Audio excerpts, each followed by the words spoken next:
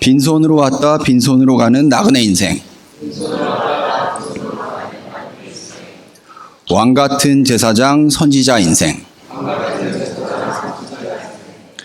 아낌없이 주고 아낌없이 사랑하며 주 예수와 함께 살자.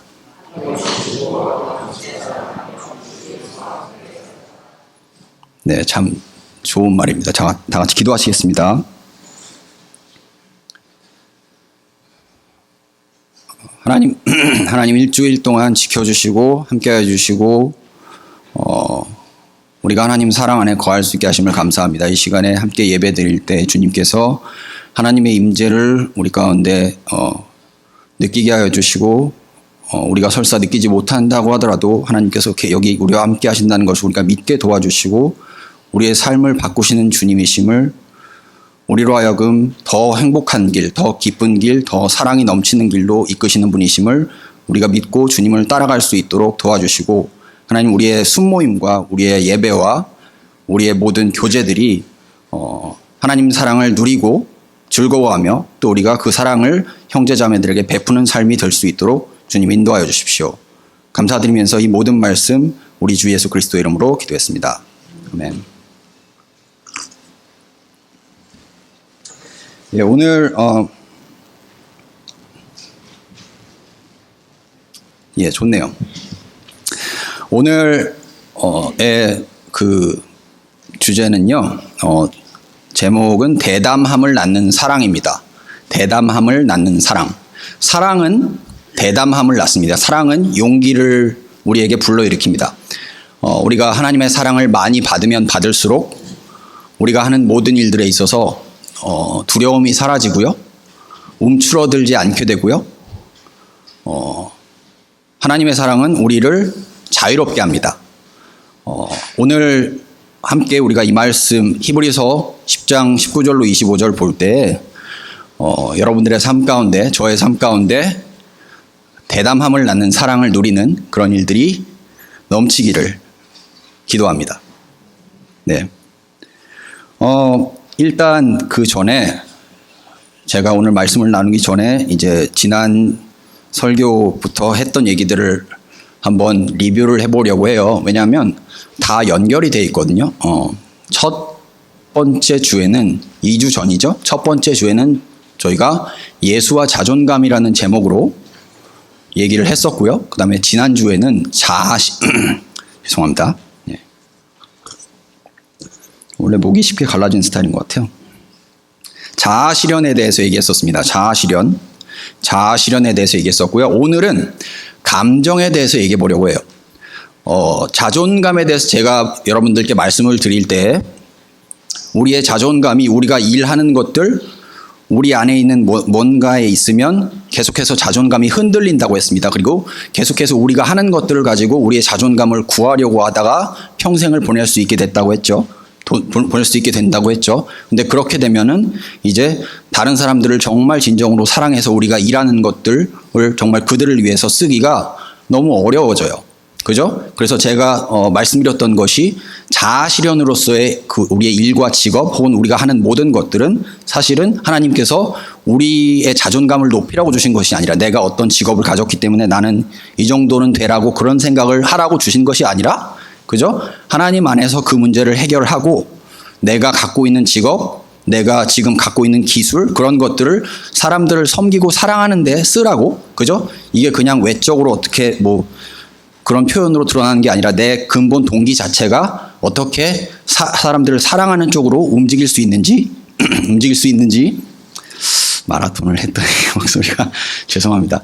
그렇게 연결이 된다고 했습니다. 자존감과 하나님 안에서의 자아실현은 그렇게 밀접한 관계가 있어요. 우리가 자존감의 문제를 복음으로 하나님과의 관계를 통해서 하나님께서 우리를 사랑하셨다는 것, 우리를 가치 있게 보셨다는 것, 그 문제가 우리 안에서 해결이 돼야 우리가 하는 것들이 우리를 높이는 그런 방향으로 나아가지 않고 우리를 계속해서 나는 이 정도는 된다라고 생각하는 방향으로 나아가지 않고 비로소 이웃을 섬기는 길로 갈 수가 있는 거예요. 그죠? 그런데 제가 이렇게 말씀을 드렸는데 오늘 여러분들과 함께 나눌 감정의 문제는 하나님께서 이제 실제적으로 우리의 삶을 어떻게 바꾸시느냐에서 감정이 굉장히 중요하거든요. 감정은 성경에서 말하는 감정은 일반적으로 우리가 알고 있는 감정과 굉장히 다릅니다. 어떻게 다른지 제가 말씀을 드릴 텐데, 그래서 이게 또 연결이 돼요. 자존감도 사실은 일종의 감정이거든요. 내가 가치 있는 존재라는 느낌이잖아요. 감정이잖아요. 근데 이제 우리가 느끼는 감정들이 어떻게 성경이 뭐라고 얘기하는지를 좀 볼 건데, 히브리서 특별히 이제 10장 19절로 25절을 가지고 보려고 합니다. 그래서 일단 히브리서 앞으로 잠깐. 요게 정리가 됐죠. 그래서 하나님께서 우리의 자존감의 원천이 되어주시는 분이시고요. 하나님이 어떤 분이신가가 굉장히 중요한 게, 우리가 각각 다 여러분들이 머릿속에 그리고 있는 하나님이 성경의 하나님이 아닌 부분이 있거든요. 하나님께서 사실 제가 계속해서 몇 번 강조했지만, 하나님께서 여러분들의 삶에서 하시는 거는 여러분들이 머릿속에 그리고 있는 하나님이 성경의 하나님이 아니라는 걸 계속해서 지적해 주시면서, 여러분들이 머릿속에 그리고 있는 하나님이 성경의 하나님이 되어갈 때 나타나는 변화들에 대해서 얘기하고 있기 때문에, 제가 그렇기 때문에 하나님이 어떤 분이신지 우리가 아는 것이 굉장히 중요하다는 차원에서 계속 말씀을 전하고 있고요. 그 다음에 그래서 첫 번째로 예수와 자존감에 대해서 다룰 때, 하나님은 우리의 자존감의 원천이 되어주신 분이시고요. 그죠? 그래서 우리 안에 있는 것들을 가지고, 우리가 갖고 있는 탤런트라든지 기프트라든지 그런 것들을 가지고 자존감을 세우려고 할 필요가 없다. 하나님은 그런 분이시다. 그죠? 하나님이 그런 분이시면은 우리의 삶이 어떻게 돌아가야 되는지가 보이잖아요. 하나님께서 어떤 분이신지를 이해하는 것은 굉장히 우리의 삶이 어떻게 그려져야 될지랑 밀접한 연관이 있어요. 자, 두 번째로 하나님은 우리의 자아 실현의 동력이 연결되죠. 아까 제가 말씀드렸던 것처럼 이웃과 하나님을 사랑하는 것으로 향할 수 있도록 도우시는 분이죠. 자, 그럼 오늘 이제 넘겨주십시오. 오늘 이제 하나님이 어떤 분이신가에 대해서 얘기를 할 건데, 읽었으니까요. 제가 살짝 볼게요. 히브리서 10장 19절로 25절은 대략 세 부분으로 나눌 수 있습니다. 일단 19절에서 이제 예수의 피를 힘입어 성소에 들어갈 담력을 얻었나니라는 얘기를 하고요. 그 다음에 넘겨주시면 바로 읽게 돼요. 앞절로 넘겨주세요. 19절로 해서 25절. 제가 요거는 이제 19절에 집중하겠다고 얘기하려고 한 건데, 감사합니다. 그래서 이제 19절, 20절에서 이제 히브리서 기자가 하는 말은 예수의 피 때문에 우리가 담대할 수 있다, 용기를 가질 수 있다, 두려워하지 않을 수 있다는 얘기를 하고요. 그 다음에 21절에서 또 그 다음 넘겨주십시오.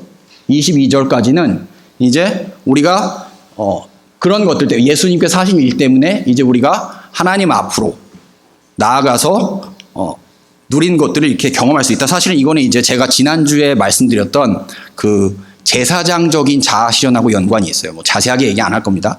그렇고, 그 다음에 이제 23절, 그 다음에 24, 25절은요.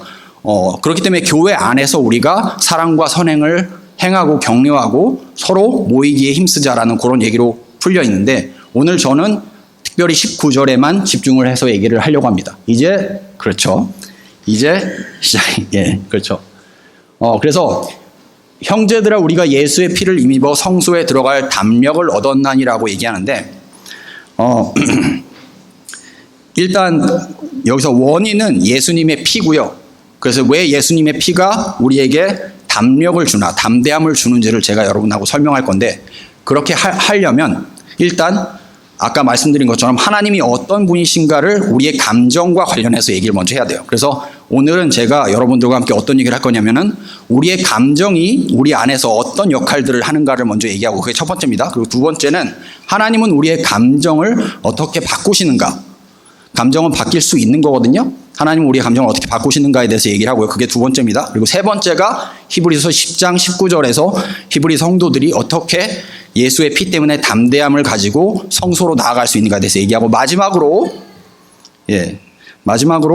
그렇다면 우리가 정말 실제적으로 우리 안에 있는 감정, 특별히 두려움의 감정을 어떻게 다룰 것인가에 대해서 실제적으로 말씀을 드리고 마치려고 해요. 그래서 넘겨주시면 이제 나오죠. 하나님은 어떤 분이신가가 굉장히 중요하다고 말씀드렸습니다. 하나님은 우리의 자존감의 원천이 되어주시는 분이시고요. 하나님은 우리의 자아 실현의 방향이 우리 스스로 높이는 것이 아니라 이웃과 하나님을 사랑하는 방향으로 움직일 수 있게 도와주시는 분인데, 감정의 문제에 있어서 하나님은 우리의 가치관을 바꾸시는 분이에요. 하나님 우리 가치관을 바꾸시는 분인데, 이게 감정하고 어떻게 연결이 되냐?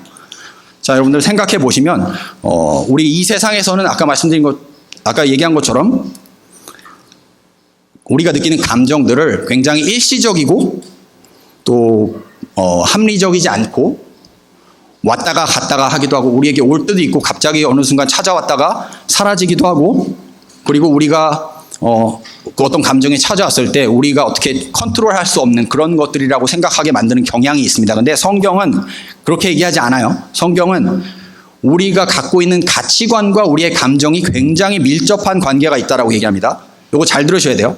자, 정말 저는 오늘 제가 드리는 말씀을 여러분들이 다 외워버렸으면 좋겠어요. 그냥 다 외우고 그래서 이걸 정말 적용을 잘 했으면 좋겠어요. 이게 굉장히 중요하거든요. 우리가 살아가면서 우리가 갖게 되는 부정적인 감정이 우리한테 끼치는 악영향이 굉장히 크기 때문에 가능하면 오늘 함께 좀 얘기하면서 감정이 과연 무엇인가를 좀 살펴봤으면 좋겠는데 감정은요 우리가 어떤 감정을 느낄 때 특별히 오늘 두려움에 초점을 맞출 건데 어떤 감정을 느낄 때 특별히 두려움을 느낄 때 우리가 두려움을 느끼는 거는요 우리가 어떤 존재인지를 보여줘요. 우리의 가치관이 어떤지를 보여줘요. 왜 우리가 두려움을 느끼죠? 무언가가 우리 안에 뭔가 이렇게 이루어졌으면 좋겠다는 그런 마음이 있는데, 그죠? 우리 안에 뭔가 이루어졌으면 좋겠다는 마음이 있는데 그게 이루어지지 않을 것처럼 보일 때 우리가 두려움을 느껴요. 그죠? 많은 경우. 근데 우리가 뭔가 이루어졌으면 좋겠는데 그게 이루어지지 않을 것처럼 보일 때 두려움을 느낀다는 것은 사실은 어떤 얘기냐면 우리가 갖고 있는 가치관이 그렇다는 얘기예요.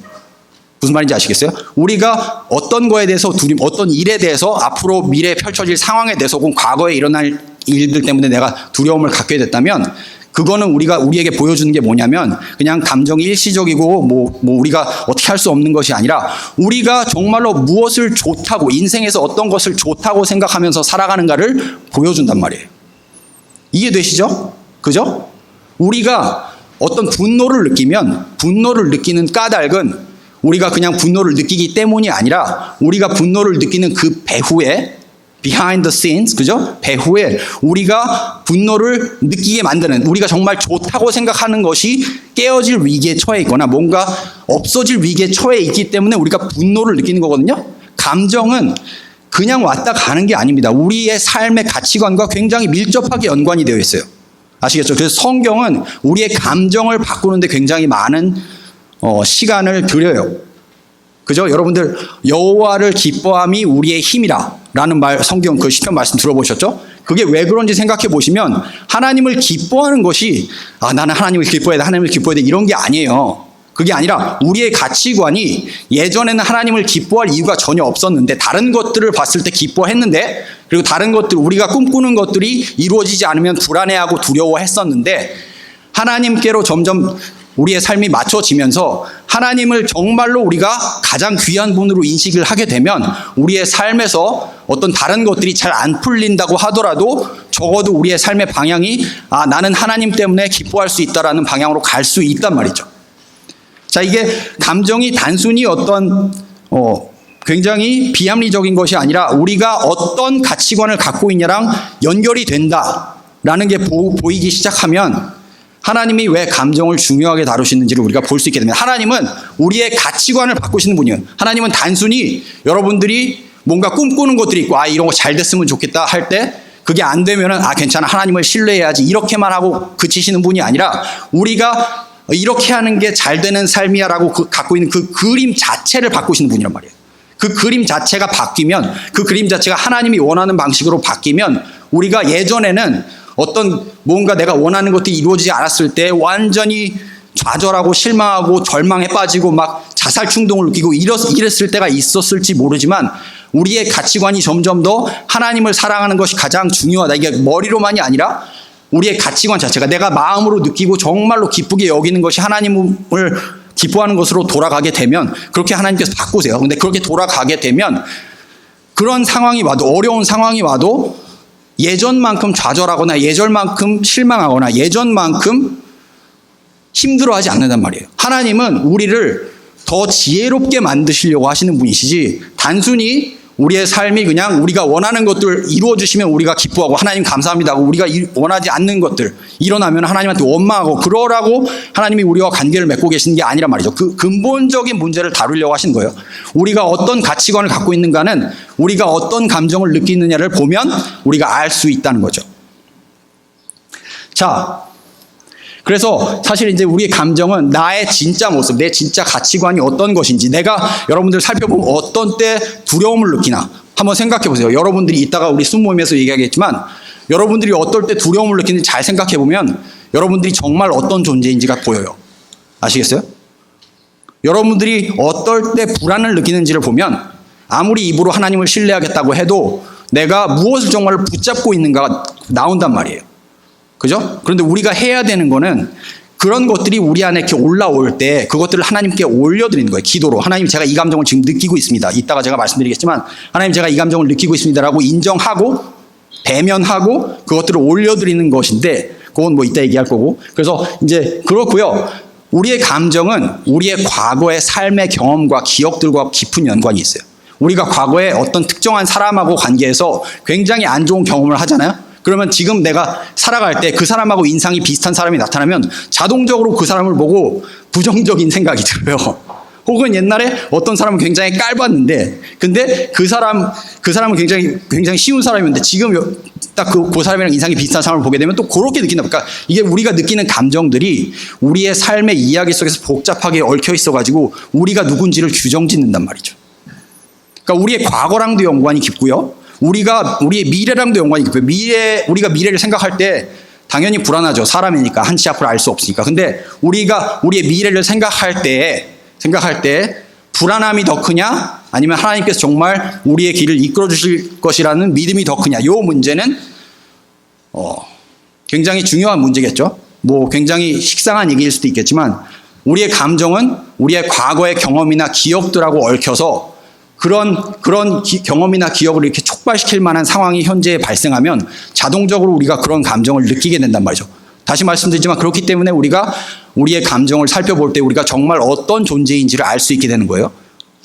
자, 제가 여기 장 칼뱅이라는 분의 기독교 강요라는 책에서 이제 첫 부분에 나오는 얘기인데 제가 이거 읽겠습니다. 우리가 가지고 있는 거의 모든 지혜 가운데서 가장 참되고 건전한 지혜는 두 부분으로 구성되어 있다. 하나님을 아는 지식과 우리 자신을 아는 지식이다. 그러나 아주 깊이 이 두 가지가 서로 연결되어 있어서 어떤 것에서 다른 것이 나왔는지 명백히 구분하는 일이란 쉬운 일이 결코 아니다. 자, 이게 제가 드린 말씀이에요. 하나님이 어떤 분이신지 우리가 이해하고 있는 하나님이 어떤 분이신지에 따라서 우리의 삶이 바뀐단 말이에요. 우리가 갖고 있는 하나님에 대한 이해가 내가 원하는 것들을 다 들어주셔야 되는 분이면 내가 원하는 일들이 일어나지 않으면 하나님한테 분노하게 된단 말이에요. 그죠? 우리 자신을 아는 지식하고 하나님을 아는 지식하고 너무나 밀접하게 연결이 돼 있고 감정이 특별히 우리가 우리 스스로 어떤 존재인지 이해하는데 너무나 중요한 역할을 한다는 거죠. 자, 지금 두 번째까지 했고요. 세 번째, 내가 의식하는 감정과 내가 의식하지 못하는 감정이 있습니다. 요건 이제 제가 어떤 얘기를 드리고 싶냐면 한국에서 학교를 다니신 분들은 그런 얘기 들어보셨을 거예요. 특별히 두려움과 관련해서 1시간 덜 자고 공부하면 와이프 얼굴이 바뀐다. 남편 얼굴이 바뀐다. 이런 얘기 들어보셨죠? 들어보신 분도 있겠고 안 들어보신 분도 있겠고. 그런데 그 뒤에 숨어있는 동력이 뭐냐면요. 두려움이에요. 우리한테 누군가가 선생님이 혹은 친구들이 1시간 덜 자고 공부하면 와이프의 얼굴이 바뀐다 혹은 남편의 얼굴이 바뀐다고 얘기하면은 공부 안 하면 무섭지, 공부해야겠지라고 이렇게 두려움을 가지고 여러분들한테 공부 열심히 하라고 이렇게 하는 거잖아요. 그게 사실 모티베이팅 포스가 되는 거예요. 근데 우리 사회에 이런 두려움을 통해서 열심을 이끌어내려고 하는 경우가 굉장히 많아요. 근데 우리가 이거를 의식하지 못하는 거는 왜 그러냐면 너무나 우리가 사회에 그게 너무나 흔하기 때문에 다들 그렇게 살기 때문에 하나님이 거기에 대해서 뭐라고 얘기하셨는지에 대해서는 별로 생각할 겨를도 없다는 거죠. 사실은 하나님은 우리가 뭔가를 열심히 할 때 그 열심히 하는 이유가 두려움이길 원하지 않으시겠죠, 당연히. 하나님은 우리가 뭔가를 열심히 할 때 내가 내 맡은 일에서 정말로 열심히 탁월하게 할 때 그게 내가 열심히 안 하면 쫓겨나니까 이게 뭐 열심히 안 하면 사람들한테 인정 못 받으니까 그런 것들이 나의 동기가 되길 원하지 않으신단 말이에요. 근데 우리는 하나님을 믿는다고 하면서도 사실은 우리 안에 깊은 동기가 우리가 일할 때 사람들하고 관계를 맺을 때 두려움이 굉장히 많은 경우 우리의 동기가 되는 경우가 많다는 거죠.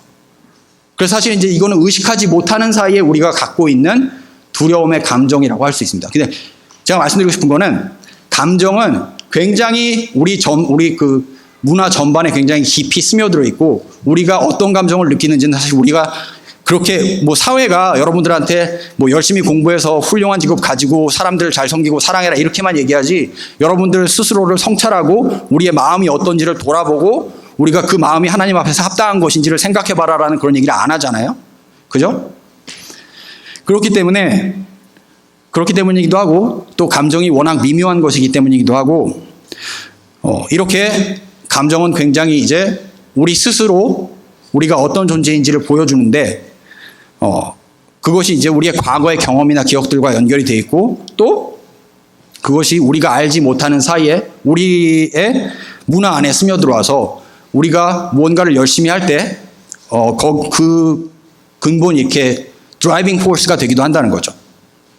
그러니까 여러분들이 뭔가 열심히 할 때 내가 느끼는 감정, 내가 어떤 감정을 가지고 지금 이 일을 열심히 하고 있는가를 생각해 보시면 하나님께서는 사랑이 동기가 돼서 열심히 해라라고 얘기하시거든요. 근데 세상에 나가보면 사랑이 동기가 돼서 열심히 하라라고 얘기한 사람 없어요. 그냥 열심히 하라라고 하죠. 그죠? 교회 봉사도 심지어 교회 봉사도 제가 지난주에도 말씀드렸지만 하나님한테 벌 받는 게 두려워서 열심히 하는 사람들이 있습니다.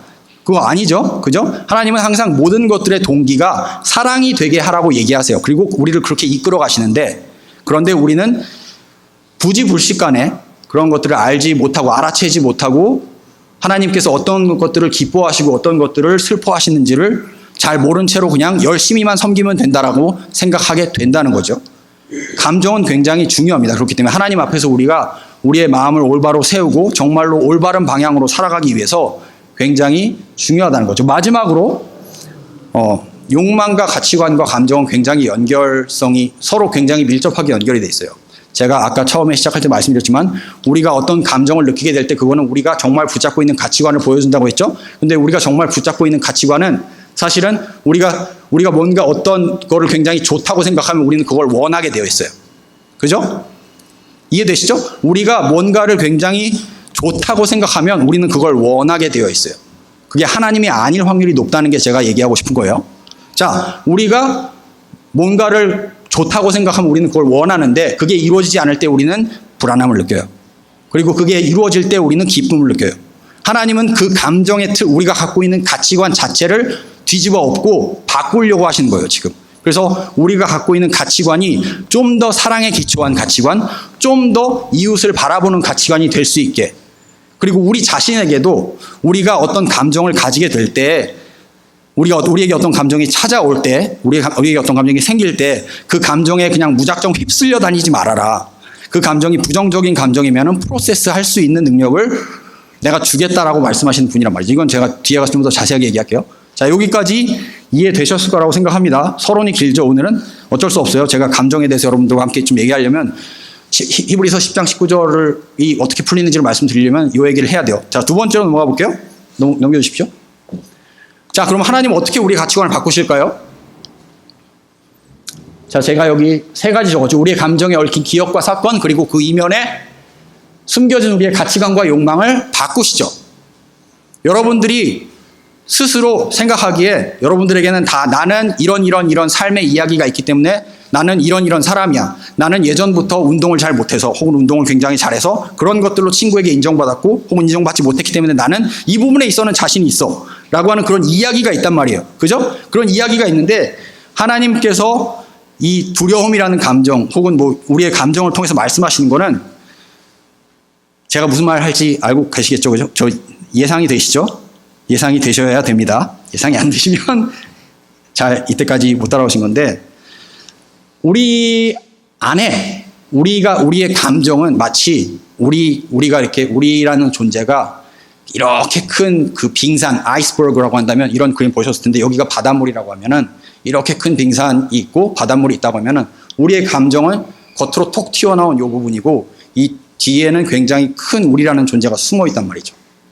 그죠? 그래서 우리의 감정을 가지고 우리가 누구인지를 볼 수 있기 때문에 제가 저런 얘기를 하는 거예요. 우리가 어떤 감정을 어떤 상황에 느낄 때 그거 자체가 우리가 갖고 있는 기억, 경험 그런 것과 연결이 되어 있는데 하나님은 뭘 하시려고 하냐면 우리가 갖고 있는 그 경험, 기억들에 들어가셔서 하나님께서 구원하셨다는 뜻이 우리가 갖고 있는 그 경험이나 기억이나 사건들의 어떤 뜻인지를 우리로 하여금 스트럭을 하게 한다는 말이죠. 스트럭을, 이게 뭐 쉬운 작업은 아니죠. 평생이 걸리는 작업이에요. 그런데 여러분들이 어떤 부분에 있어서 특별히 상처가 있거나 어떤 부분에 있어서 특별히 열등감이 있거나 어떤 부분에 있어서 특별히 두려움이 있다면 하나님께서 여러분들에게 하시는 말씀은 그 부분을 다루어라, 프로세스해라 라고 하는 그 얘기라는 거예요. 왜냐하면 내가 어떤 부분에 열등감이 있거나 두려움이 있거나 뭐 다른 어떤 부정적인 감정이 느껴진다면 내가 그 부분에 있어서 하나님께서 나를 구원하셨다는 말이 무슨 뜻인지 내가 모른다는 얘기거든요.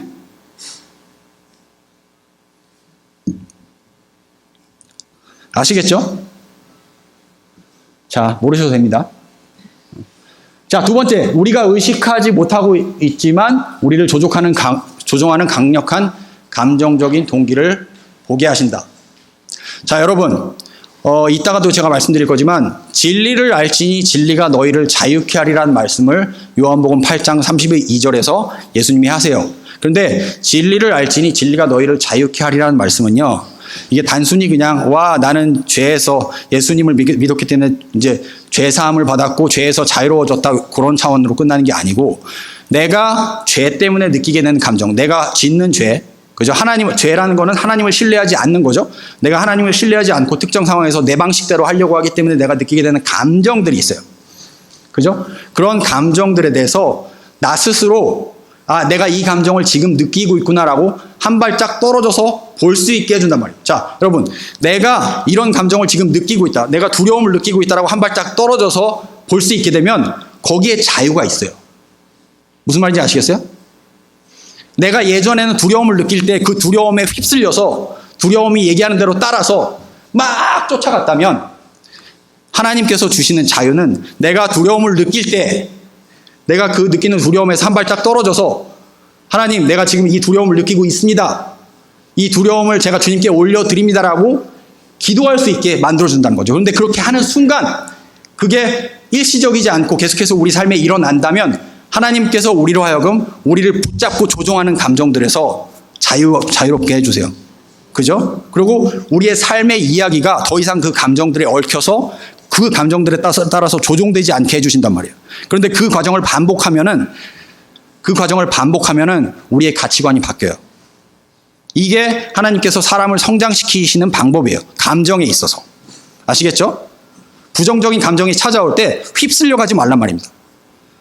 내가 이 감정을 느끼고 있다는 걸 인지하고 그 감정을 하나님의 이름으로 주님께 올려드리세요. 그죠? 그렇게 하면 그 과정을 계속해서 하다 보면 어느샌가 나도 모르게 내가 이 감정에서 자유로워져요. 진리를 알지니 진리가 너희를 자유케 하리라. 그렇게 된단 말이죠. 궁극적으로 그래서 우리가 이해하고 있는 우리 스스로가 우리를 어떻게 바라보느냐가 바뀌어요. 그게 하나님이 하시는 일이에요. 단순히 그냥 주님을 신뢰하자, 일이 잘 되면 기뻐하고 일이 안 되면 슬퍼하고, 이게 아니라 우리의 삶의 관점 자체를 주님이 바꾸려고 하시는 거죠. 그래서 감정이 굉장히 중요합니다. 자, 여기까지 얘기하면 이제 히브리서 10장 19절을 제가 얘기할 수 있는 준비가 돼요. 자, 같이 나눠보겠습니다. 그 그림 말고요. 앞에 그 다음. 그림 다음에 그 다음. 예. 자, 얘기를 해볼게요. 히브리서 10장 19절에서 그러므로 형제들아 우리가 예수의 피를 힘입어 성소에 들어갈 담대함을 얻었나니라고 얘기했는데, 그럼 이제 이게 무슨 말인지 우리가 이해할 수 있는 준비가 됐어요. 근데 이 말씀을 볼 때 제가 질문 3가지를 넣었죠. 첫 번째, 저기서 이제 성소에 들어갈 담력이라고 얘기했는데 성소는 어디를 가리키는가? 라는 거를 먼저 이해를 해야 되고, 두 번째, 성소에 들어가는데 왜 담대함이 필요한가? 그래서 제가 이제 출애굽기 33장을 적었죠. 질문 3번째, 이 담대함은 어떤 담대함인가? 라는 얘기를 하면 이제 10장 19절이 이해가 되고 히브리서 성도들이 어떤 담대함을 가지게 되었는지를 우리가 알 수 있게 됩니다. 어떤 종류의 감정, 그들에게 두려움이 있었지만 그들의 두려움을 어떻게 그들이 하나님을 바라보고 하나님의 임재를 경험함으로써 극복할 수 있었는가? 라는 얘기를 하려고 하는 거예요. 자, 히브리 성도들은요, 로마 제국에 살았던 사람들이에요. 강제 이주자들이에요. 그래서 히브리 성도들에게는 성소가 없었어요. 자, 구약 시대가 아니죠. 제사장, 성경, 뭐 이런 종교적인 체계를 갖출 수 있는 여건이 아니었단 말이에요. 그 사람들은 어디 뭐 저 로마 제국 하에서 그들이 믿고 있는 신앙이 박해를 받았기 때문에 어디를 가리켜서 우리가 성소, 거룩한 곳, 성전이라고 부를 만한 그런 곳이 없었어요. 그러면 여기서 얘기하는 성소는 뭘까요? 그걸 뭐 일단 해결해야겠죠. 예수의 피를 힘입어 성소에 들어갈 담력을 얻었다. 그게 무슨 뜻이냐? 자, 성소에 들어간다는 거는 예수님께서 하신 일을 보면 이해가 되는데 앞에 그림으로 넘겨주세요. 여기 이제 제가 지난주에도 이 그림을 보여드렸는데 이 그림에서 보시면 성막이 있죠. 성막이 이제 하나님의 임재가 거하셨던 곳이고 성막이 갈라지는 역사가 일어납니다. 그래서 사실은 구약 시대에는 하나님의 임재가 제한된 지역에서 제한된 수의 사람들, 이스라엘 민족에게 혹은 대제사장에게 그죠? 제한된 숫자만큼 딱 1년에 한 번만 하나님의 임재를 경험할 수 있었는데 예수님께서 하신 일은 뭐냐면 저 성막을 가르시고 마태복음 27장 51절을 보시면 예수님이 돌아가실 때 휘장이 찢어진다는 얘기가 나와요. 성전의 휘장이 찢어진다는 얘기가 나오는데 그렇게 하면서 하나님의 임재가 예수님을 주로 고백한다고 얘기하는 사람들에게 모두 다 주어지는 특권을 누리게 된 것이 예수님께서 우리를 위해서 하신 일이란 말이에요. 자, 그렇게 볼 때 히브리 성도들에게 성소라는 개념은 이제 더 이상 의미가 없는 거예요. 어디를 가도 성소인 거예요. 내가 어디를 가도 하나님께서 나와 함께 하시고 하나님 임재가 나와 함께 하시기 때문에 어디를 가도 내가 하나님의 임재 앞에 들어갈 수 있는 거예요. 그죠? 그 말입니다. 그래서 성소에 들어갈 담력이라는 말은 그 뜻이에요. 자, 그렇게 보면 내가 핍박을 받고 있어도 내가 두려움에 휩싸여 있어도 하나님께서 나와 함께 하신다는 그 얘기를 정말로 믿기 시작하면은 어떨까요? 로마 군인들이 나를 와서 이제 뭐 내가 예수를 믿는다는 이유 때문에 핍박해. 그런데 하나님께서 나와 함께 하신대. 예전에 예수를 믿고 핍박당했던 사람들도 나와 똑같이 했어. 그러면 조금 더 담대해지겠죠. 조금 더 두려움이 사라지겠죠. 하나님 함께 하신다는 것을 정말 믿는다면, 안 믿으면 소용없고 정말 믿는다면, 그죠? 정말 믿는다면 우리 안에 예전에 우리를 붙잡았던 두려움이 조금씩 힘을 잃기 시작해요. 그러면서 하나님이 나를 온전히 다 받아주셨기 때문에 내가 어디를 가도 어떤 사람 앞에서도 누구를 만나도 두려워할 필요가 없다라는 그 메시지를 점점 믿게 된다는 말이죠. 근데 그것이 우리로 하여금 과거에 일어났던 일, 미래에 일어날 일, 뭐 지금 나에게 닥치고 있는 일, 모든 일들을 바라볼 때 하나님이 지금 나와 함께 하신다는 것을 내가 정말 믿는다면 두려움이 없을 수 있겠구나, 정말 담대할 수 있겠구나라고 그렇게 인도하신단 말이에요. 자, 제가 계속 말씀드렸죠. 하나님이 살아계심을, 그 다음에 하나님께서 우리와 함께 하시고 하나님의 임재가 어디를 가든지 우리와 함께 하신다는 것을 믿는다면 그렇다는 말입니다. 자, 다음. 예. 자, 그래서 성소에 들어갔는데 왜 담대함이 필요하죠? 구약 시대에는 하나님의 얼굴을 보면 죽었어요. 하나님은 너무나 거룩하신 분이기 때문에 하나님은 켄터키 프라이드 치킨 할아버지가 아니죠. 그죠?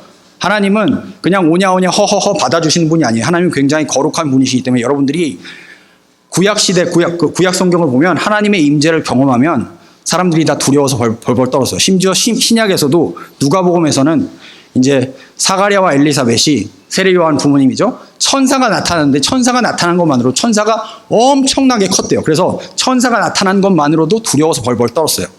그러니까 하나님 앞에 나아간다는 건 굉장히 두려운 일이었어요. 사실은 예전. 그렇기 때문에 담대함이란 얘기를 하는 거예요. 그런데 예수님께서 하신 일 때문에 우리가 더 이상 두려워할 필요가 없다. 이 말은 조금 쉽게 바꿔서 얘기하자면 어떤 뜻이냐면, 왜 여러분들이 교회 안 다니는 친구들한테 교회 같이 가자라고 하면은 친구들 중에 이렇게 얘기하는 친구들이 있어요. 난 너무 나쁜 짓을 지금 너무 많이 해가지고 교회 나가기가 좀 미안해. 좀 더 착해지고 나서 갈게. 그게 성소 앞에 나갈 때 담대하지 못한 마음이에요. 알겠어요? 아까 우리는 하나님 앞에 나가려면 뭔가 깨끗해야 된다는 그런 생각을 다 갖고 있단 말이에요. 그래서 여러분들이 친구들한테 얘기할 때 조금만 더 착해지면 내가 나갈게라고 얘기하는 사람들이 있는데, 지금 예수님께서 하신 일은 뭐냐면 그럴 필요가 없다는 거죠. 내 있는 모습 그대로 나와도 하나님이 받아주시고 하나님이 나를 죽이지 않으신다. 심판하지 않으신다. 그죠? 그 얘기예요. 그렇기 때문에 우리가 담대할 수 있다는 거죠. 이 담대함은 어떤 담대함인가? 마찬가지입니다. 그래서 계속해서 말씀드렸던 것처럼 그런 담대함이죠. 하나님께서 나와 함께 하시고 나의 삶을 붙잡으시고 나의 삶을 지금도 바꾸시고 계시기 때문에 내가 어디를 가도 누구를 만나도 어떤 경험을 해도 어떤 힘든 일을 겪는다고 하더라도 혹은 내 앞에 어떤 힘든 일이 있을 것이라고 예상이 된다고 하더라도 그것 때문에 내가 두려워서 벌벌 떨 필요가 없다는 거예요.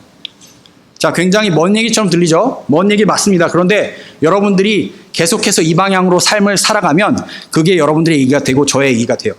여러분들이 계속해서 하나님이 나와 함께 하시기 때문에 내가 지금 두려워할 수밖에 없는 상황이 있는데 이 상황을 내가 두려워하지 않게 도와주십시오. 하나님께 이 두려움을 올려드린다고 기도를 하면 그러면 그렇게 계속해서 그런 삶이 우리의 삶이 되면 그게 진짜 우리의 삶이 된단 말이에요. 그 얘기를 제가 하는 겁니다. 자, 그럼 이제 마지막을 보겠습니다. 히브리서의 성도들은 그래서 이렇게 담대함을 가지고 살았어요. 지금 그렇다면 넘겨주세요. 자, 이게 마지막이에요. 제가 계속 이렇게 얘기하면서 뉘앙스를 좀 풍겼는데 우리의 두려움을 기도로 그러면 어떻게 프로세스해야 되냐. 이게 이제 마지막입니다. 자, 시편 23편 4절과 로마서 8장 35절로 39절을 얘기했는데 시편 23편 4절은 미래에 닥칠 두려움에 대한 얘기예요. 여러분들 지금 혹시 미래에 닥칠 어떤 일 때문에 두려워하는 것이 있으신가요? 뭔가 지금 내가 생각하기에 앞으로 이렇게 될 것 같아서 해를 입을 것 같다라는 그런 두려움이 있을 때 지금 시편 기자가 그 상황을 똑같이 얘기하는 거예요. 거기에 대해서 두려워할 필요가 있다 없다? 왜 없죠? 내가 사망의 음침한 골짜기로 다닌다고 할지라도 상황이 정말 안 좋고 나로 하여금 두려움이 들 수밖에 없는 그런 상황이라고 하더라도 내가 두려워하지 않을 것은 하나님께서 나와 함께 하시기 때문이다. 하나님께서 나와 함께 하신다는 것을 정말로 내가 믿으면 내 안에 두려움이 사라지기 시작합니다. 이거는 계속해서 말씀드리지만 그냥 단순히 하나님이 계시니까 나는 두려워할 필요 없어 이게 아니라 좀 더 깊은 차원이라는 거죠. 우리의 감정, 우리가 느끼는 두려움이라는 감정이 우리의 가치관과 연관이 있고 우리의 삶의 이야기와 연관이 되어 있고 우리의 경험과 연관이 되어 있기 때문에 그렇다는 겁니다. 자, 로마서 8장 35절 39절은 바울이 얘기한 거예요. 자, 요걸 제가 그냥 읽을게요. 이거는 뭐 너무 그냥 바로 이해가 돼서 뭐 제가 따로 설명을 드릴 필요도 없을 것 같아요. 누가 우리를 그리스도의 사랑에서 끊으리요? 환난이나 공고나 핍박이나 기근이나 적신이나 위험이나 칼이랴. 기록된 바 우리가 종일 주를 위하여 죽임을 당하게 됩니다. 이 사람 지금 바울은 위험한 상황에 처해 있어요. 두려워할 만한 상황이에요. 설명 안 한다는데 설명했네요. 도살할 양같이 여김을 받았나이다 함과 같으니라. 그러나 이 모든 일을 우리를 사랑하시는 이로 말미암아 우리가 넉넉히 이기느니라. 내가 확신하노니 사망이나 생명이나 천사들이나 권세자들이나 현재일이나 장래일이나 능력이나 높음이나 깊음이나 다른 아무 피조물이라도 우리를 우리 주 그리스도 예수의 사랑에서 하나님의 사랑에서 끊을 수 없으리라. 자, 이 말은 내 과거에 있었던 것들, 나로 하여금 하나님을 의심하게 하는 것들, 앞으로 내 미래에 있을 것들, 사람들이 나를 괴롭혀요. 뭐가 되든지 간에 아무것도 하나님의 사랑에서 나를 끊을 수가 없다라는 그 선포거든요. 근데 우리가 정말 이 말씀을 믿으면 내가 하나님께 버림당하지 않았다. 아무리 어려운 일들이 많이 닥쳐도 하나님이 나를 버리지 않으신다. 아무리 힘든 일들이 많이 온다고 하더라도 나는 두려워할 필요가 없다라는 걸 정말 믿으면 저런 선언을 할 수 있게 된단 말이죠. 자, 여러분 제가 말씀드리지만 계속해서 반복하지만 이렇게 선포할 수 있으려면 시간이 걸리겠죠. 그죠? 그런데 우리가 우리의 삶의 방향을 의식적으로 이 방향으로 찍고 계속해서 나아가면 우리의 삶의 가치관이 어느새 우리도 모르게 바뀌게 된다는 거죠. 그런데 그렇게 바뀌게 되면 더 행복해져요. 왜냐하면 예전에는 다 내가 그리는 그림대로 돌아가지 않으면 짜증내고 화내고 다른 사람 비난하고 그렇게 살았잖아요. 갈등 생기고 싸우고 나랑 경쟁하는 사람이 있으면 눌러야 되고, 그죠? 그게 우리가 살아가는 방식인데 정말로 하나님께서 말씀하시는 저것들을 믿으면 우리가 우리의 감정을 돌아보게 된단 말이죠. 우리의 감정이 우리 자신에 대해서 뭐라고 얘기하는가를 보게 된단 말이죠. 그래서 이제 정말 마지막으로 여러분들에게 우리의 감정을 기도로 프로세스하는 5가지에 대해서 말씀을 드리고 제가 마칠게요. 이미 나와 있군요. 예. 자, 하나, 두려움 혹은 다른 감정, 분노, 불안, 수치 등이 올라올 때 두려움이 그냥 나를 지배하도록 내버려 두지 마십시오. 그건 왜 그렇죠? 제가 아까 말씀드린 것처럼 우리의 삶은, 하나님께서 우리를 부르신 삶은 자유로운 삶이에요. 우리를 어떤 것도 지배하거나 조종하지 못하게 하는 삶이란 말이에요.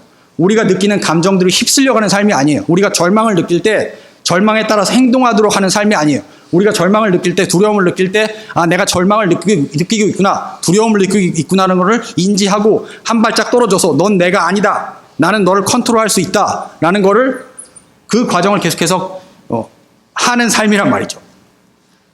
그런 삶이 우리의 삶입니다. 그리스도인의 삶은 그런 삶입니다. 그래서 둘, 내가 지금 두려움을 느끼고 있다는 사실을 스스로 자각하고, 그죠? 셋, 내가 지금 두려움을 느끼고 있는 이유에 대해서 스스로 물어보고, 그게 내가 어떤 겪었던 과거의 기억이나 경험이나 내가 앞으로 미래에 닥칠 일이나 그런 것들이랑 연관되어 있는지를 생각을 해보셔야 돼요. 근데 이 생각하는 과정은 나 혼자 하면 안 되죠.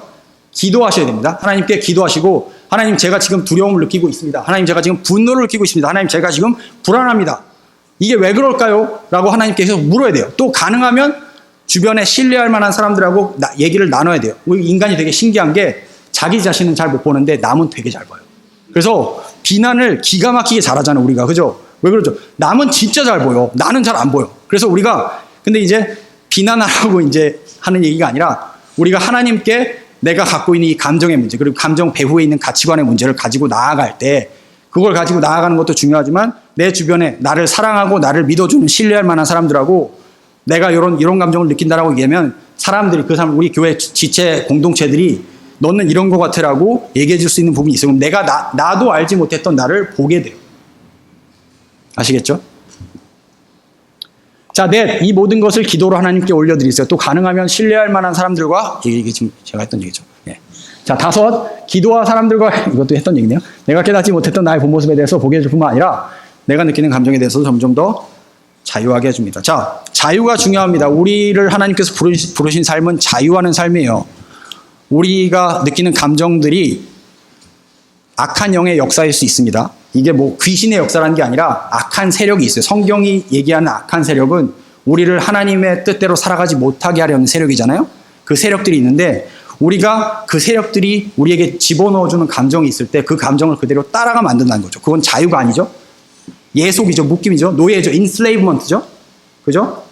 그래서 우리가 그런 감정들 앞에 자유를 선포하려면 이렇게 해야 된다는 거죠. 그리고 이런 삶을 계속해서 반복하다 보면, 그래서 이게 우리의 삶의 습관이 되고 패턴이 되고 우리의 삶의 방식이 되면 점점 더 우리가 예수님께서 말씀하신 진리를 알지니 진리가 너희를 자유케 하리라 라는 그 말씀이 정말 무슨 뜻이구나, 내 삶에서 그게 무슨 뜻이구나 라는 거를 특별히 감정의 문제에 대해서 볼 수 있게 된다는 말입니다. 네. 그래서 오늘 이제 감정에 대해서 얘기를 했고요. 하나님께서 우리를 바꿔가시는 방식은 그렇게 간단하지 않습니다. 하나님께서는 우리가 원하는 것들, 우리가 제발 해달라고 부탁드리는 것들을 항상 이루어주시는 분이 아니죠. 그죠? 그래서 이제 우리가 하나님하고 갈등하게 되는데, 그런 갈등은 너무나 당연합니다. 하나님을 잘 이해하지 못할 때, 하나님이 어떤 분이신지 알지 못할 때, 우리가 우리의 친구들을 알지 못할 때 갈등이 자연스럽게 생기게 되잖아요. 마찬가지입니다. 하나님께서도 우리를 향해서 뜻이 있으세요. 그 뜻은 우리가 점점 더 우리의 모든 동기와 우리의 모든 행동하는 그 이유가 사랑에 기초를 두는 거예요. 하나님은 우리를 그렇게 빚어가기를 원하신다는 거죠. 그래서 우리의 감정이 어떤 상태인지를 아는 것은 그래서 굉장히 중요합니다. 우리가 하나님의 형상대로 빚어지려면 우리 스스로 이런 것들을 성찰해야 되고요. 돌아봐야 되고요. 하나님 앞에서 씨름해야 되고요. 사람들과 얘기해야 되고요. 기도를 올려드려야 되고요. 이런 것들을 통해서 우리가 예전에는 굉장히 이기적인 사람이었고 나밖에 모르는 사람이었고 내 그림에 맞지 않으면 싫어하고 내 그림에 맞으면 좋아하는 사람이었다면, 이제는 점점 더 이제 그런 자기 중심적인 그런 모습에서 우리가 점점 더 멀어지게 된다는 거죠. 예. 자, 이 얘기입니다. 정리 더 할 것도 없고요. 예. 이따가 숨 모임 가서 또 나누시면서 함께 좋은 것들 얘기 많이 하셨으면 좋겠고, 다 같이 기도하겠습니다.